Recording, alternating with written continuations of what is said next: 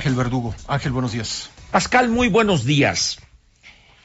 Pues siempre en el comienzo de un nuevo ciclo escolar, me gusta comentar esta primera enseñanza que reciben los niños en relación con la ley y su respeto. Cuando llevaba el primer día a mi nieto ahí a la escuela primaria y luego a la secundaria, era una cosa increíble ver a padres de familia que en condiciones normales ante una discusión sobre el problema de la ley son iracundos exigentes de que se respete la ley, el Estado de Derecho, etcétera. Y en una cosa tan elemental como es no estacionarse en doble o triple fila, pues llega un momento en que dice uno, evidentemente aquí no hay congruencia entre lo que se dice y lo que se hace. Pero la enseñanza es esta. Lo que el niño ve de parte de sus padres es una violación flagrante de algo tan sencillo como es el reglamento de tránsito.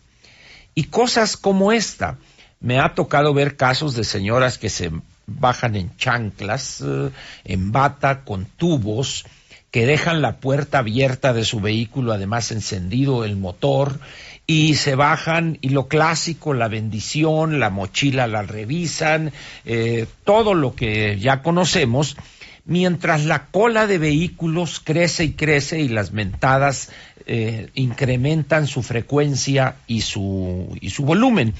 Y todavía la señora se para y los reta, y dice uno, ¿cómo ese niño, cuando sea joven y luego ciudadano ya adulto, incorporado al mercado laboral, va a respetar la ley? Si lo que mamó, lo que abrevó en su casa, en el ejemplo de los padres, de la familia, es la violación de la ley.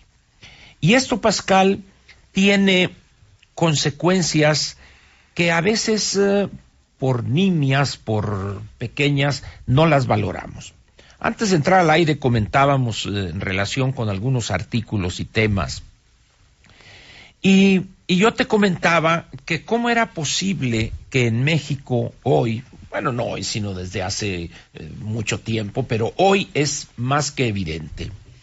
Cuando tenemos un empresario grande, pequeño, mediano, que se le presenta un proyecto de una nueva inversión o de ampliar la capacidad instalada de su empresa, esta persona analiza con una profundidad hasta los mínimos detalles de la inversión. Y oye, ¿y por qué esto? ¿Y por qué tanto? ¿Y por qué construir un anexo a la planta? Etcétera, etcétera. Y así sucede cuando a un empleado le piden un trabajo, una investigación, hace acopio de datos, elabora la información pertinente y extrae conclusiones y presenta el trabajo solicitado. En todos estos ejemplos que doy, Pascal, hay la capacidad analítica del ser humano puesta en juego, es decir, el raciocinio, la capacidad para razonar está puesta ahí y da sus frutos. El empresario lleva a cabo la mejor inversión en términos del retorno que va a obtener por su inversión. El empleado entrega el mejor trabajo con los últimos datos, etcétera. ¿Y por qué, Pascal, en tratándose de la política, desechamos esa capacidad analítica o esa disciplina analítica y tragamos ruedas de molino? ¿A qué se debe?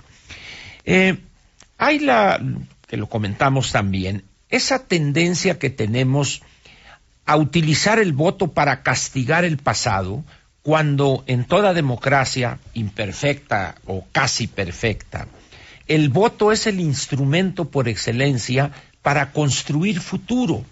Para castigar el pasado y las violaciones de la ley en todos aspectos, está la justicia, está el andamiaje jurídico, penal, administrativo, etcétera. Sin embargo, en nuestro país es lo fácil, eliminamos la capacidad para analizar, para elaborar juicios críticos con la información disponible y nos vamos al juicio sumario. Votamos por aquel, ¿por qué? Porque es que este partido o esta persona fue esto. Sí, pero eso ya fue y el problema nuestro está al futuro. qué viene todo esto, Pascal? Vi con mucho detenimiento los promocionales del primer informe del presidente López. Y hay cosas que me llaman mucho la atención. Mentiras flagrantes, obvias, y sin embargo las personas no las toman en cuenta. Se lanzan, yo digo, en un proceso que, repito, no empezó con esta administración, en un proceso de estupidización colectiva, Pascal, como que nos convertimos de ser ciudadanos en una masa amorfa, acrítica, y que rechazamos toda capacidad analítica. Y voy a dar un solo ejemplo para tratar de demostrar esto que estoy señalando. El presidente dice, ya no hay avión presidencial. En primer lugar, el avión presidencial sí hay. Lo tenemos guardado en una instalación especializada en California, en los Estados Unidos, pagando una millonada en dólares mes a mes para que conserven un avión que en un acto irreflexivo se dice que se va a vender en 150 millones de dólares. ¿Y dónde está la mentira? En primer lugar, ese avión no se compró. O sea, comprar en el sentido de pagar una cantidad y recibir la cosa en dominio pleno. Con esa cosa yo puedo hacer lo que quiera porque ya pagué el precio que el fabricante pidió. No hicimos esa operación. En consecuencia, ese avión no lo compramos, lo arrendamos mediante un instrumento que se llama arrendamiento financiero. Uh-huh. Se define un plazo, en este caso, si no estoy equivocado, fueron 15 años. En ese momento se determina el pago mensual y al final de ese plazo hay algo que en la jerga financiera se llama valor de salvamento. Uh-huh. Tú durante 15 años estás pagando X cantidad de millones de dólares, etcétera. Casi como si fuera una renta. Como si fuera una renta, uh-huh, efectivamente. Pero en este caso te va generando un derecho, vamos a decir, uh-huh, un pedacito de ese avión, uh-huh, para que en caso de que tú pagues el valor de salvamento, uh-huh, en ese momento la propietaria, uh-huh, de ese bien, de ese activo, te entrega, entonces sí, la factura correspondiente. Es lo que se conoce como un leasing. Exactamente, en inglés, autos, así, ¿no? el leasing, perdón. Uh-huh. Entonces, ¿de dónde saca el presidente que puede vender algo que no le pertenece? No hay institución del Estado mexicano o del gobierno mexicano que pueda decir que compramos ese avión.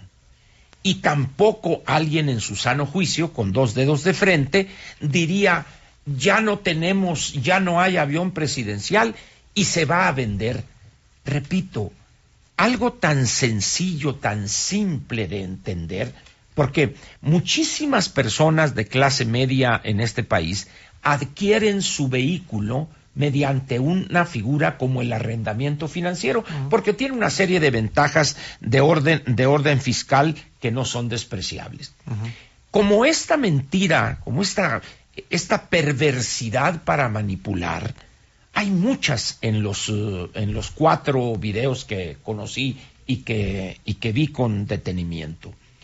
¿A qué se debe, pues, Pascal, que abdiquemos de esa capacidad analítica, crítica, y caigamos y traguemos, como se dice la expresión coloquial, ruedas de molino? ¿A qué se debe? Una es la explicación clásica, es la perversidad de los anteriores, la corrupción, el hartazgo. Todo eso lo acepto, no voy a entrar a cuestionar. Pero el problema es que ya vamos para 9 meses de un gobierno donde hemos visto decisiones erráticas, que se ha probado ya hasta la saciedad los efectos negativos, por ejemplo, la cancelación del aeropuerto. Y quisiera terminar con un ejemplo que me parece el más peligroso de todos, Pascal, porque deja ver una vena autoritaria del presidente que la considero peligrosa. En el caso del aeropuerto de Santa Lucía y todo este proyecto fantasmagórico que traen, hay grupos de la sociedad que se han amparado y el Poder Judicial les ha concedido el amparo hasta en tanto el gobierno federal etcétera, etcétera. Muy bien. Entonces, el amparo, que es una de las grandes figuras jurídicas que México ha dado, el amparo. Un gran abogado, el abogado Rejón, un yucateco, es el creador de esta figura histórica. Entonces, el amparo fue creado para proteger al ciudadano de los excesos de la autoridad, o decir, del gobierno. Entonces, ¿qué hace estos grupos sociales? Ven que hay un exceso, hay un abuso del ejercicio del poder y se amparan, y la autoridad judicial le concede el amparo.